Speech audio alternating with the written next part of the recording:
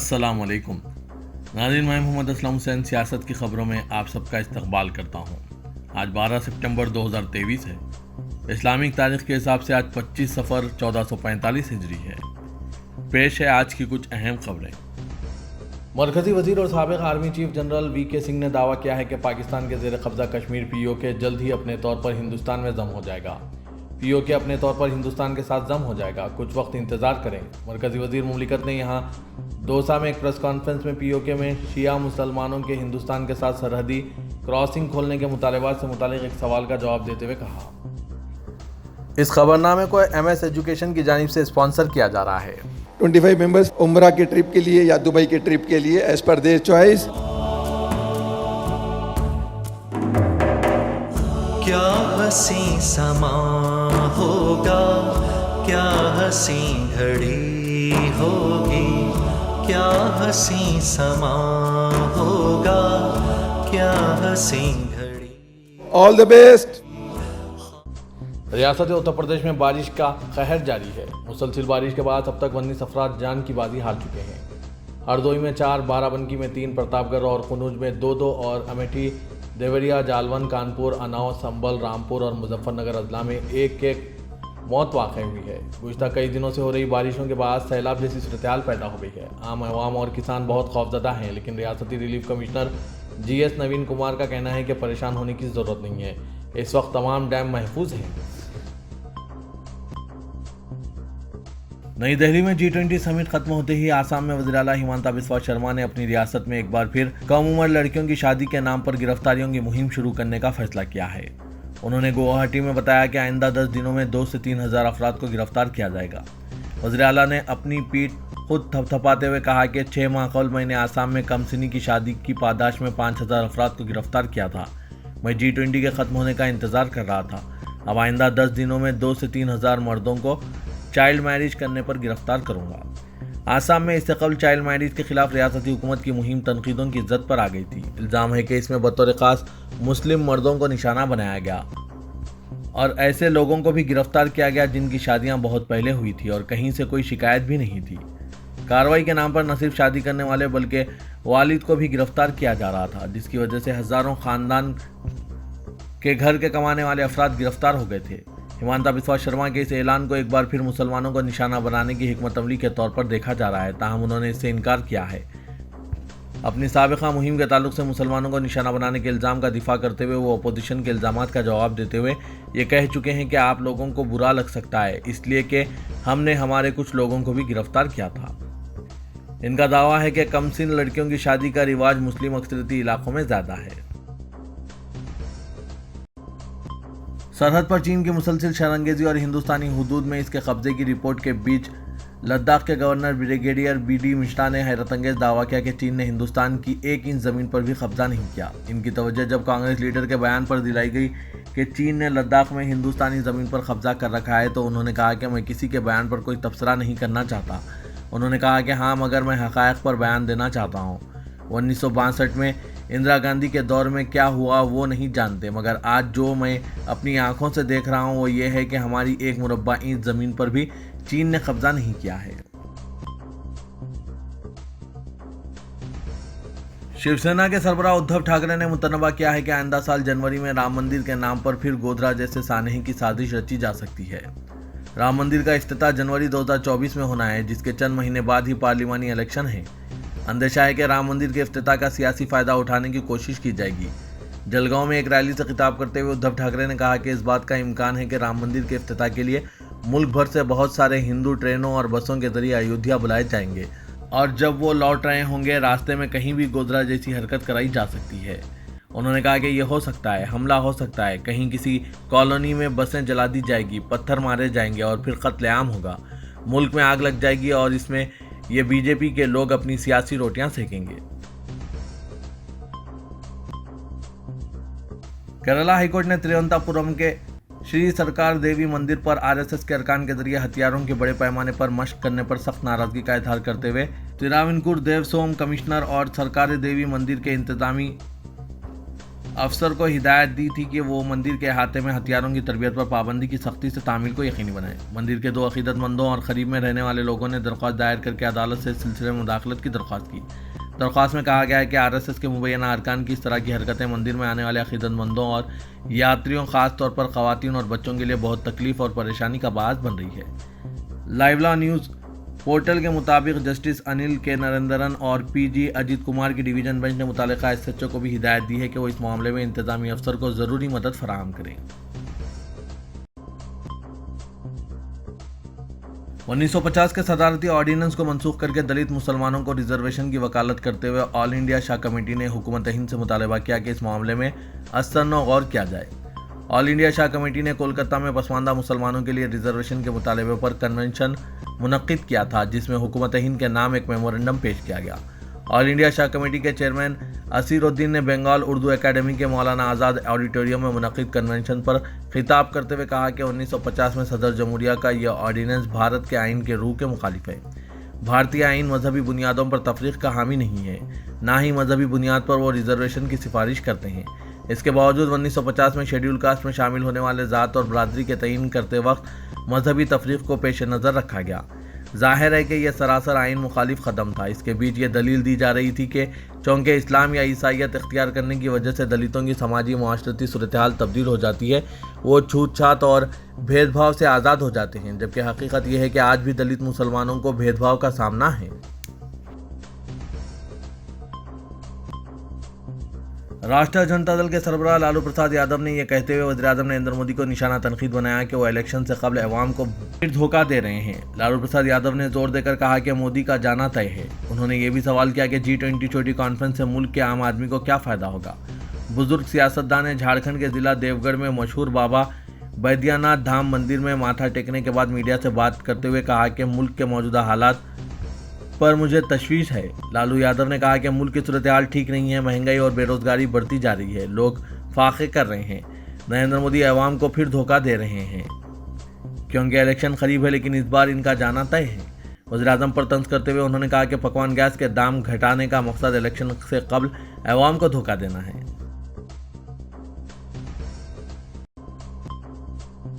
मरकजी वजीर अनुराग ठाकुर ने कहा है कि बीजेपी एक मुल्क एक चुनाव नजरिए को मुल्क और इसके अवाम के मफाद में समझती है, क्योंकि इससे पैसा और वक्त बचेगा। नरेंद्र मोदी हुकूमत ने 1 सितंबर को साबिक सदर जमहूरिया रामनाथ कोविंद की सदारत में एक कमेटी तश्कील दी थी, जिसका मकसद एक मुल्क एक चुनाव के इम्कान का जायजा लेना था। मरकजी वजीर इत्तलात व नशरियात ने सहाफ़ियों से बातचीत करते हुए कहा कि वक्त ही बताएगा कि कौन से इंतखाबात बैक वक्त होंगे, लेकिन बीजेपी एक मुल्क एक इंतखाब में यकीन रखती है कि हिंदुस्तान के मफाद में है। वजीर ने कहा कि यह शहरियों के मफाद में है और इससे मुल्क का पैसा और वक्त दोनों बचेगा। सदर कुल हिंद मजलिस इत्तेहादुल मुस्लिमीन और रुकन पार्लियामेंट हैदराबाद असदुद्दीन ओवैसी ने कहा कि मुल्क में G20 का इजलास खत्म हो चुका है। इस बैनुल-अक़वामी इजलास में जो इलामिया जारी किया गया, इस इलामिया के नुक्ता 78 की कोई अहमियत बाकी नहीं रह गई है, क्योंकि वज़ीर-ए-आज़म नरेंद्र मोदी की काबीना में शामिल वजीर खुले तौर पर तशद्दुद की वकालत कर रहे हैं। क्या इसके बाद से अब खुले इजलास होंगे? असदुद्दीन ओवैसी सदर मजलिस ने आज मरकजी वजीर जल शक्ति गजेंद्र सिंह शेखावत की जानिब से सनातन धर्म के खिलाफ बोलने वाले अफराद पर तशद्दुद की वकालत की। राजस्थान में मुनक़िदा एक जलसे आम से खिताब करते हुए मरकजी वजीर ने खुलेआम ये कहा कि सनातन धर्म के खिलाफ इज़हार ख्याल करने वालों की ज़बानें खींच ली जाएंगी। उन्होंने कहा कि भारत में कई हमलावर आए, हमलावरों ने मुसलमान हुक्मरानों का नाम लिया और इनके नामों का तस्करा करते हुए कहा कि हर हुक्मरान ने भारत की तहजीब मजहब के खिलाफ काम किया, सभी नाकाम हो गए। मौजूदा दौर में भी अगर कोई ऐसी हरकत करता है तो सनातन धर्म के मानने वाले खामोश नहीं रहेंगे, इन्हें निकाल बाहर करेंगे।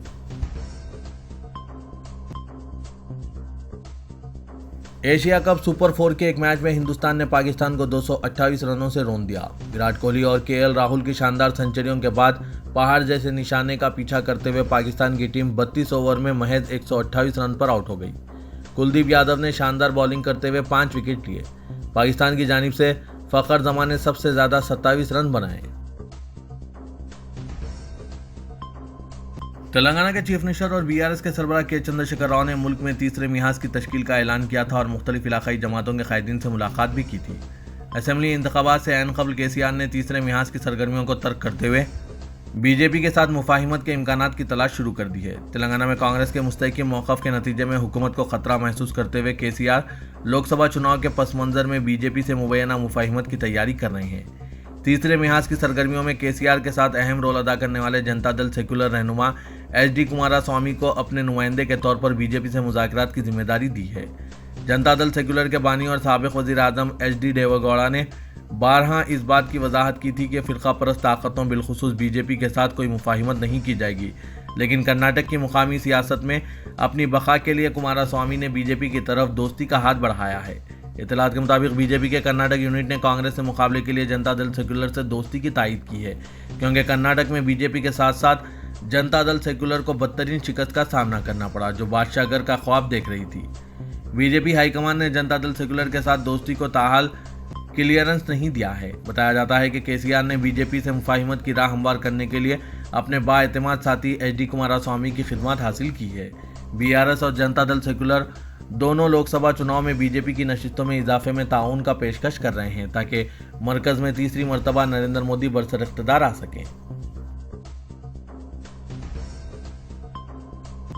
सरकारी स्कीमात से इस्तेफादे के लिए राशन कार्ड होल्डर्स को KYC अपडेट लाजमी करार दिया गया है। हुकूमत की जानिब से राशन कार्ड पर ग़िज़ाई अजनास की सरबराही के अलावा दीगर स्कीमात के सिलसिले में हुकूमत ने KYC अपडेट को अंजाम देने के लिए तमाम अजला में सिविल सप्लाईज ओहदेदारों को हिदायत जारी की है। आरोग्यश्री स्कीम के तहत 5 लाख रुपए तक मुफ्त इलाज की सहूलत से मुतालिक कार्ड की इजराई का ताहाल आगाज़ नहीं हुआ है, लेकिन ओहदेदारों का कहना है कि आरोग्यश्री कार्ड के लिए वाइट राशन कार्ड होल्डर्स को KYC अपडेट करना ज़रूरी है। हुकूमत ने राशन शॉप पर KYC अपडेट की सहूलत फराहम करने का तयक़ुन दिया, लेकिन राशन शॉप्स के जिम्मेदार अवाम को मी सेवा मराकिज़ से रुजू होने का मशवरा दे रहे हैं। सफ़ेद राशन कार्ड के हेड ऑफ फैमिली और दीगर अरकान ख़ानदान के आधार कार्ड के ज़रिए KYC अपडेट किया जा रहा है, जिसके लिए मी सेवा मराकिज़ 50 रुपये फ़ीस वसूल कर रहे हैं। अगर ये सहूलत राशन शॉप डीलर्स की जानिब से फराहम की जाए तो अवाम मुफ्त KYC अपडेट कर सकते हैं।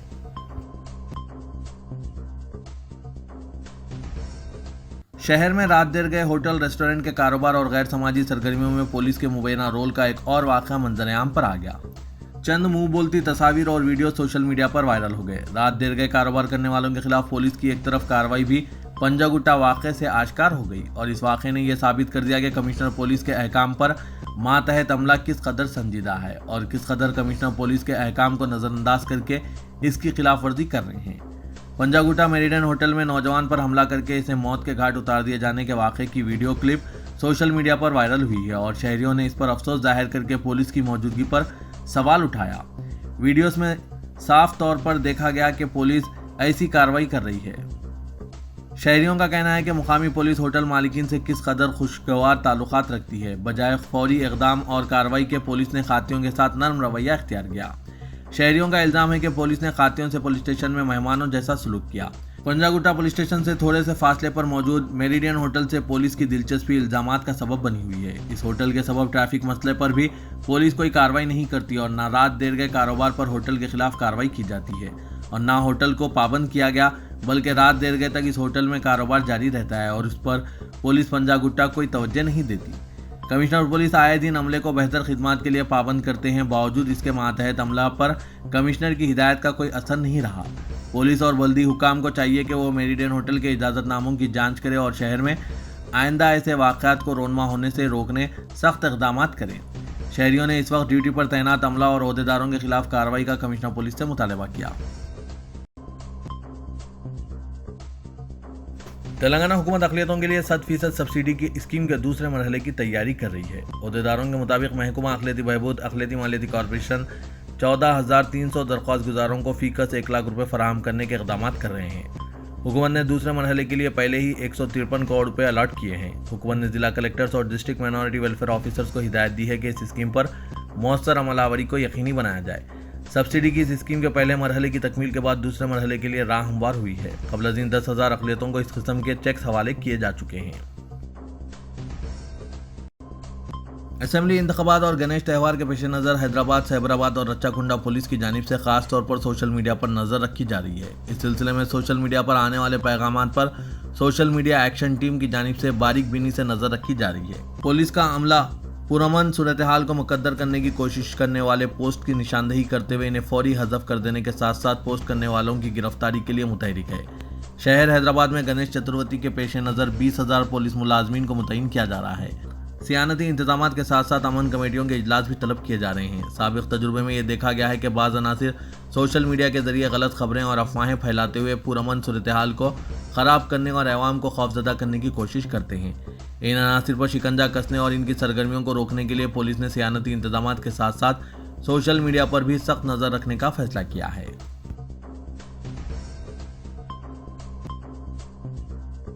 शहर हैदराबाद के पंजागुट्टा इलाके के एक होटल में बिरयानी के साथ दही तलब करने के मसले पर होटल मालिकिन और होटल वर्कर्स ने एक ग्राहक को शदीद जद्दोकोब किया, जिसकी वजह से वो फौत हो गया। पुलिस ने जहां हमलावरों के खिलाफ कत्ल का मुकदमा दर्ज किया, वहीं फराइज में लापरवाही बरतने वाले सब इंस्पेक्टर और हेड कांस्टेबल को मुअत्तल कर दिया गया।